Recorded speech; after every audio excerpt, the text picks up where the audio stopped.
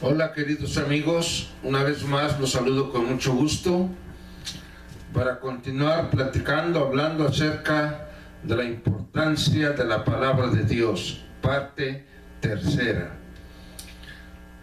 Deseándoles que tengan un buen día, vamos a hacer una pequeña oración. Señor Jesús, que estás en el cielo, gracias por tu amor y bondad, por tu cuidado que nos das sin merecer. Pedimos que ahora que vamos a estudiar tu palabra, tu Santo Espíritu abra nuestra mente, nuestro entendimiento, podamos comprender tu verdad, ver tu amor, tu misericordia y también llegar a amarte. Acompáñanos por Jesús. Amén. Bueno, hemos estado estudiando acerca de las características de la palabra de Dios, de la importancia de la palabra de Dios. Y en pláticas anteriores habíamos dicho que una de las características de la palabra de Dios es que es verdad. Nos dice ahí en Juan 14, 17, tu palabra es verdad. La palabra de Dios es verdad. Y también acerca de Jesús, nos dice allí en Apocalipsis 3:14. Vamos a ver.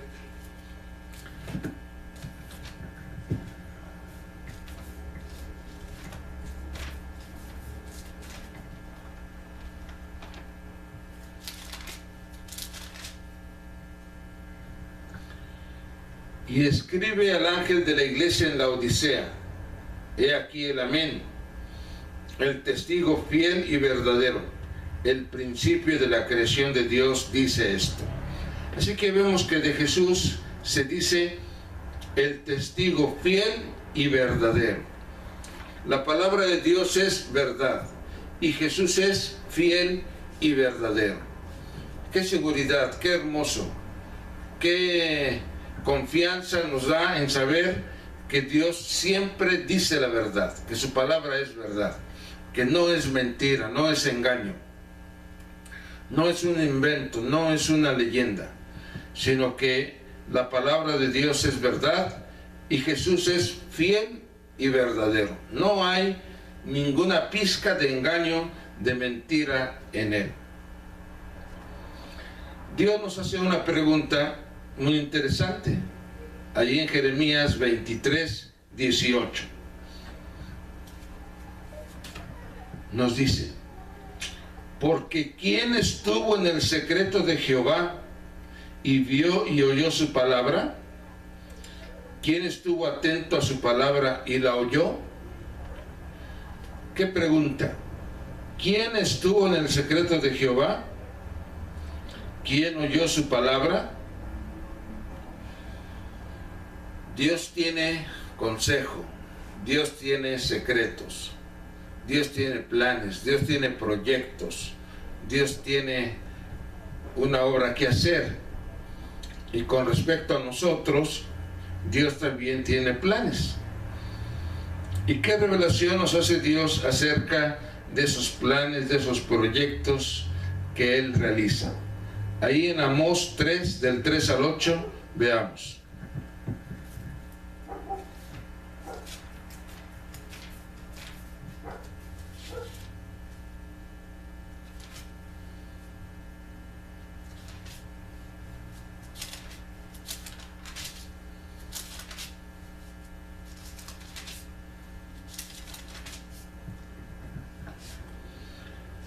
¿Andarán dos juntos si no estuvieren de acuerdo?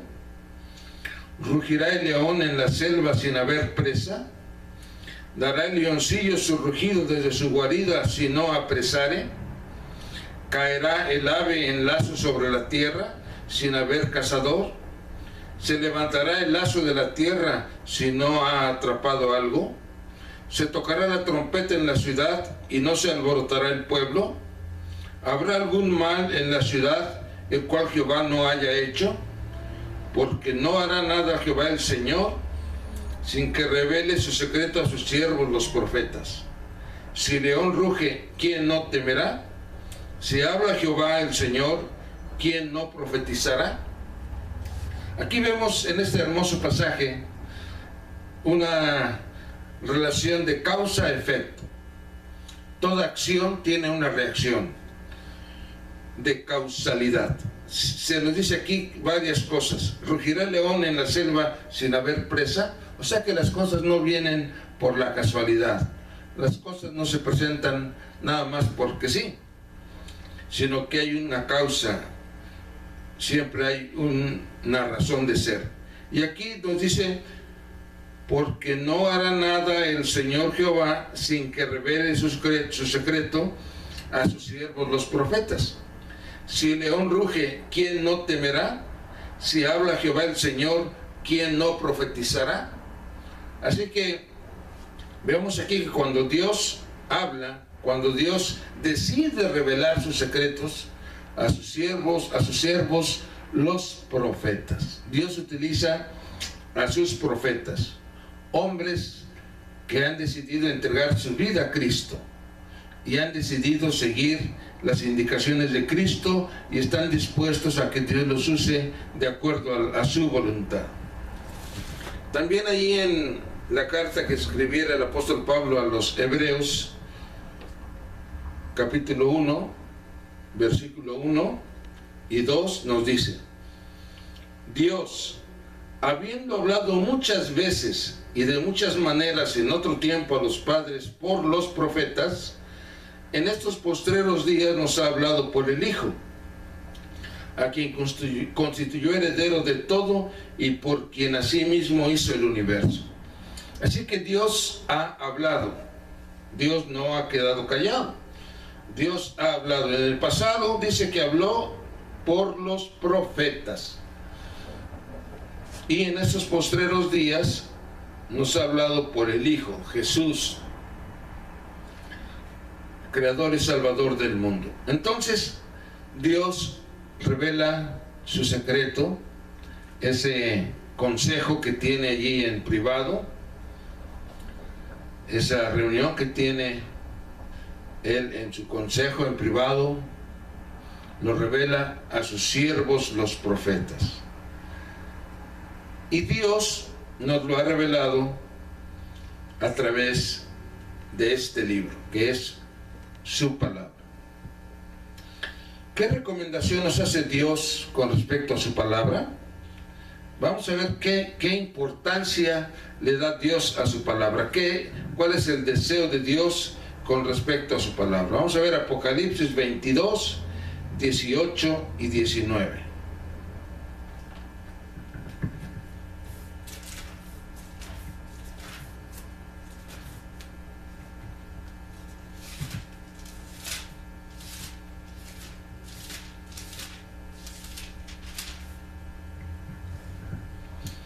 Yo testifico a todo aquel que oye las palabras de la profecía de este libro: si alguno añadiere a estas cosas, Dios traerá sobre él las plagas que están escritas en este libro. Y si alguno quitare de las palabras del libro de esta profecía, Dios quitará su parte del libro de la vida y de la santa ciudad y de las cosas que están escritas en este libro. ¡Qué terrible advertencia! Dios es sumamente celoso de su revelación, de su palabra. Y dice aquí: yo testifico. Dios está dando una afirmación de autoridad y de llamada de atención para todos aquellos seres que escuchamos su palabra. Si alguno añadiere a estas cosas, o sea que nosotros, si nos atrevemos a añadir, como decimos allá en mi tierra, si le ponemos de nuestra cosecha, o sea, de nuestra propia iniciativa, de nuestra propia intención, dice que Dios traerá sobre él las plagas que están escritas en este libro. Y estas plagas, como vemos aquí en el mismo libro de Apocalipsis, son terribles. Y si alguno se atreviere a quitarle a la revelación de Dios, dice que Dios quitará su parte del libro de la vida. Y esto es terrible, porque solamente vivirán por la eternidad con Dios los que están inscritos en el libro de la vida del Cordero. Y si mi nombre es quitado de allí, entonces no tendremos ese privilegio de vivir con Jesús por la eternidad. Así que fíjate qué importante es la indicación que Dios nos da. También ahí en Deuteronomio 4:2 nos hace la siguiente advertencia: no añadiréis a las palabras que yo os mando, ni disminuiréis de ella, para que guardéis los mandamientos de Jehová vuestro Dios que yo os ordeno.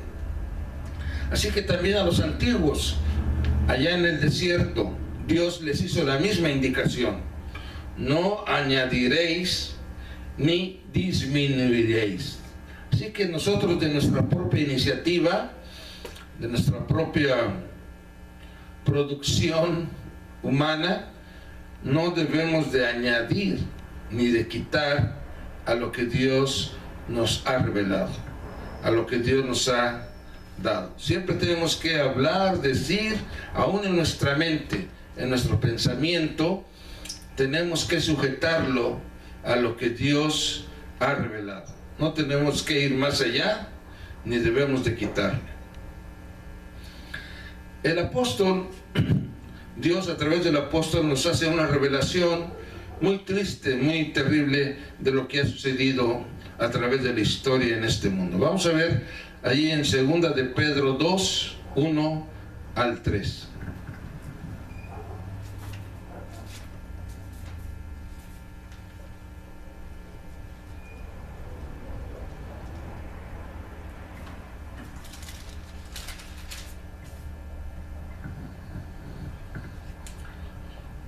Pero hubo también falsos profetas entre el pueblo, como habrá entre vosotros falsos maestros, que introducirán encubiertamente herejías destructoras, y aún negarán al Señor que los rescató, atrayendo sobre sí mismos destrucción repentina.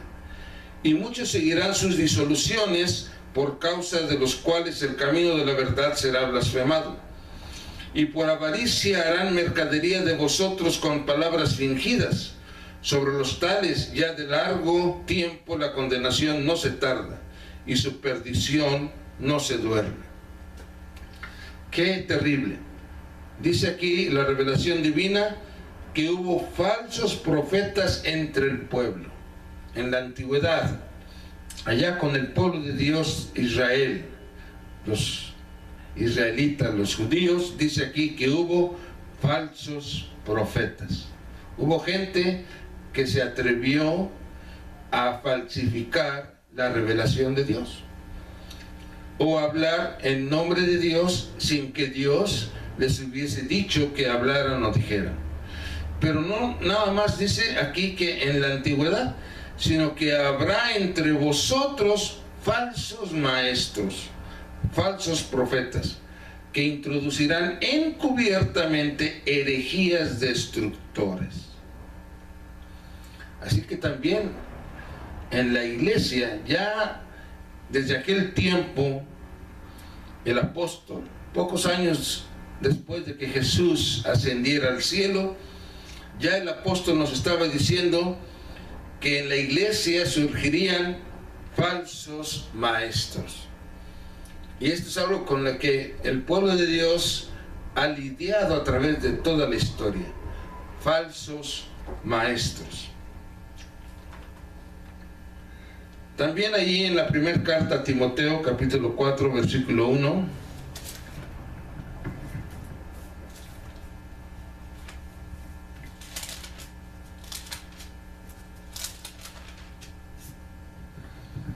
Veamos qué es lo que Dios nos dice. Pero el Espíritu dice claramente que en los postreros tiempos algunos apostatarán de la fe, escuchando a espíritus engañadores y a doctrinas de demonios, por la hipocresía de mentirosos, que teniendo cauterizada la conciencia. Así que aquí vemos el Espíritu Santo, dice claramente, en aquel tiempo apostólico, después de que vino la lluvia tardía, la lluvia del Espíritu Santo sobre la iglesia, el Espíritu hablaba personalmente con los apóstoles. El Espíritu Santo se presentaba personalmente ante ellos y les hablaba, les decía, les daba indicaciones. Y aquí nos dice el apóstol que el Espíritu Santo le dijo claramente que en los postreros tiempos, o sea, para el apóstol los postreros tiempos estaban en el futuro, hacia adelante. Para nosotros hoy, estos postreros tiempos son el presente actual. Y dice aquí que algunos apostatarán de la fe, algunos dejarán a Dios, se apartarán de su verdad, de su camino, escuchando a espíritus engañadores y a doctrinas de demonios. ¡Qué cosa tan terrible! Escuchando a espíritus engañadores. Esto es algo que con tristeza vemos que está sucediendo. Por doquier hay personas que van a escuchar a esos centros espiritistas donde buscan a los muertos, donde hablan con espíritus satánicos que son engañadores. Y dicen, pues engañan, mienten, pero Dios sabemos que es verdadero.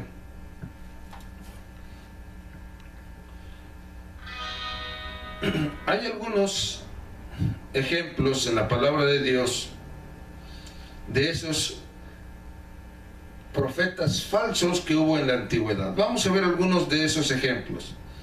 Vamos allá, Primera de Reyes 22, 5 al 35.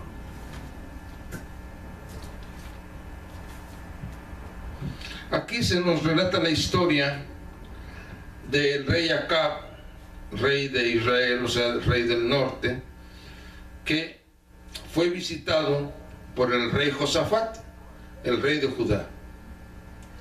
Y entonces el rey de Israel, que se llamaba Acab en ese momento, tenía un proyecto.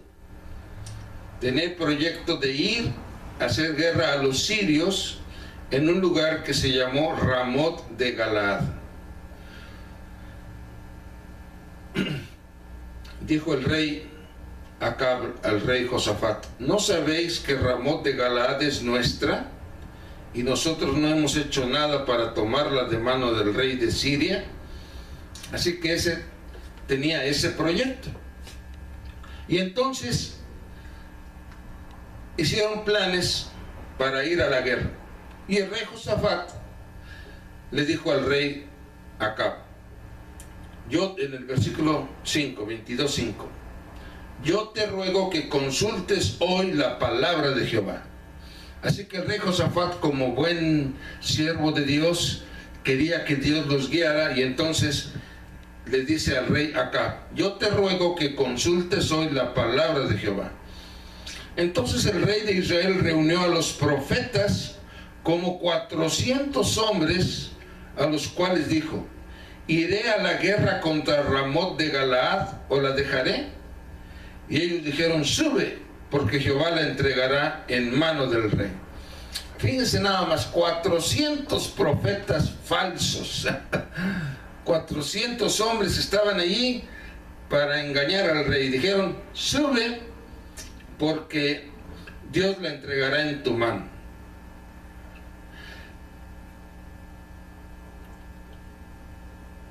Entonces Josafat, el rey de Judá, como que vio algo raro ahí, algo extraño, no le satisfizo esa actitud, esa respuesta que dieron esos 400 hombres. Le dio la impresión que no eran verdaderos. Y dijo, ¿hay aún aquí algún profeta de Jehová por el cual consultemos? O sea, ¿queda alguien que seas un profeta verdadero, que sea un siervo de Dios? El rey de Israel respondió a Josafat, aún hay un varón por el cual podríamos consultar a Jehová, Micaías, hijo de Imla, mas yo le aborrezco porque nunca me profetizó